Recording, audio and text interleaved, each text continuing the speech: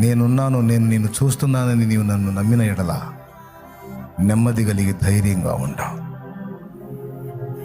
నేను ఒక నూతన క్రియ చేయబోతున్నాను. ఆ క్రియ నువ్వు చూసినప్పుడు నువ్వు విభ్రాంతి నందుతావు, నీ చుట్టూ ఉన్న వాళ్ళు కూడా విభ్రాంతి నందుతారు.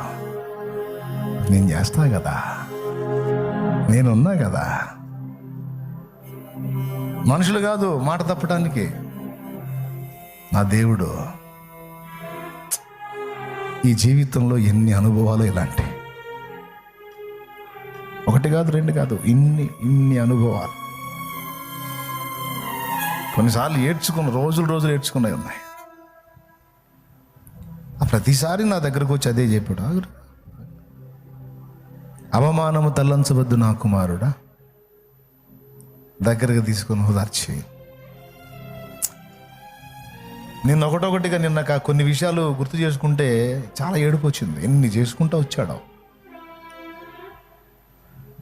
అవమానం అన్న ప్లేస్లో ఘనత ఘనత ఘనత ఘనత అని పెట్టుకుంటూ వచ్చాడు. అన్యాయం చేసిన వాళ్ళు అక్కడే ఉన్నారు. అన్యాయం పొందిన వారి ఎడల ఎంత కృప చూపాడో. ఈరోజు మీకు అందరికీ అదే చెప్తున్నాను. ఆయన్ని నమ్మి అడుగు మొదలు పెట్టావు, ఆయనే నిన్ను దరి చేరుస్తాడు. కళ్ళమై పరిశుద్ధ తండ్రి, ఈరోజు మా అందరితో నువ్వు మాట్లాడావు.